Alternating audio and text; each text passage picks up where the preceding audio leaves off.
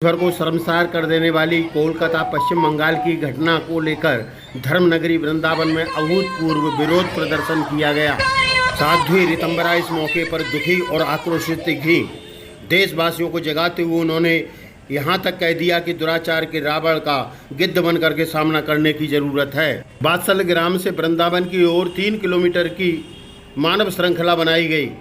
2000 छात्राओं ने उनकी अगुवाई में मानव श्रृंखला बनाकर अभूतपूर्व विरोध प्रदर्शन किया। क्या उद्देश्य था और इसको क्यों बनाया गया और कैसा रहा ये?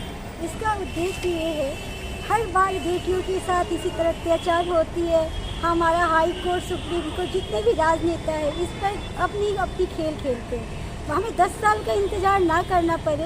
उन कल्प्रिटों को जिन्होंने हमारी बेटियों को तड़पा के मारा, निरसंग मौत दी है, उन्हें भी उसी तरह की मौत मिलनी चाहिए। और हम बेटियों को जन्म से ही शस्त्र ज्ञान देना शुरू करें।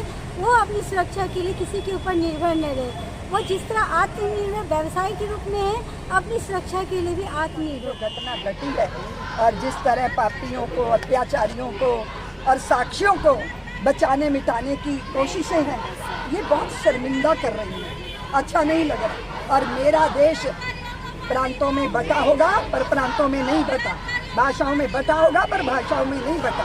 पुत्री, भारत की पुत्री सबकी पुत्री है। और उस बच्ची के साथ जिस तरह विभत्स जघन्य बलात्कार के बाद उसकी हत्या हुई है, सामूहिक बलात्कार हुआ है, साक्ष्य मिटाने का जो षड्यंत्र रचा, इन सब को देखकर पूरा देश स्तब्ध है, व्याकुल है। उसी व्याकुलता, उसी वेदना को व्यक्त करने के लिए बात्सल ग्राम की संविद सैनिक स्कूल की पुत्रियां आज सड़कों पर हैं।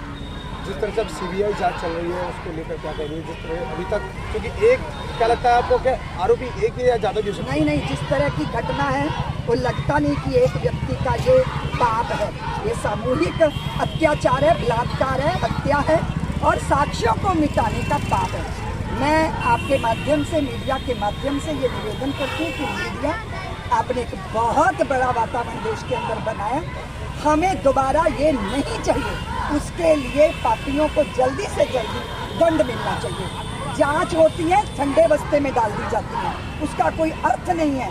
आप बताइए ना, कितना समय लगाओगे उस आत्मा को तृप्ति देने में, कितना समय लगाओगे?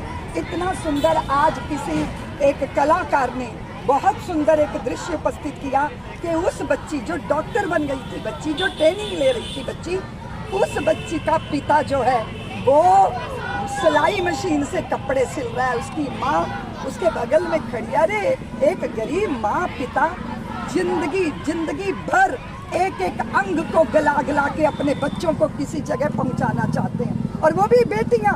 और फिर वो बेटी की ये दुर्दशा हो, ये भारत को स्वीकार नहीं है, ये भारत की किसी नारी को भी स्वीकार नहीं है। क्या लगता है किसकी शय है जिसको जो छुपाया जा रहा है, या इसमें क्या सजा की मांग करते हैं? देखिए, हम तो ये नहीं कहते किसकी शय है किसकी नहीं। बात यह है कि पापियों को फांसी पे चढ़ाओ, चौराहे पे खड़े होकर फांसी पे चढ़ाओ।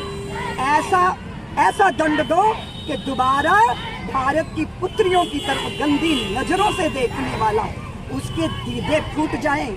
ऐसा इस देश के अंदर दंड होना चाहिए। और मैं दूसरे भारत के जटाइयों से कहती हूँ कि आप वो गिद्ध दृष्टि तो रखो ना, वो गिद्ध दृष्टि जो मांस के टुकड़ों पे नहीं होती, किसी जानकी की रक्षा के लिए रावण से भी भिड़ जाने की सामर्थ्य रखती है। कम से कम जटायु महाराज का स्मरण करो और देखो कि हम सबकी क्या भूमिका होनी चाहिए। ऐसे पापी किसी के अपने नहीं होते।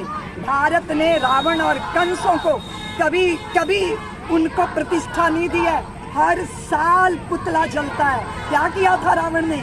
जानकी का अपहरण किया था। इसलिए अतीत के भारत से सीखो भारतीयों। द्रौपदी के आंचल पर हाथ डाला था तो दुशासन और दुर्योधन की जंगाएं तोड़ के उनके सीने के रक्त से द्रौपदी ने केशों का विन्यास किया था। इसलिए अतीत के भारत को देखो और फिर देखो कि मूल्य आपके सामने है, मार्ग आपके सामने है। हम किम कर्तव्य विमूढ़ क्यों हैं? इसीलिए पापी कोई अपना पराया नहीं होता। पापी होता है, उसे दंड मिलना चाहिए।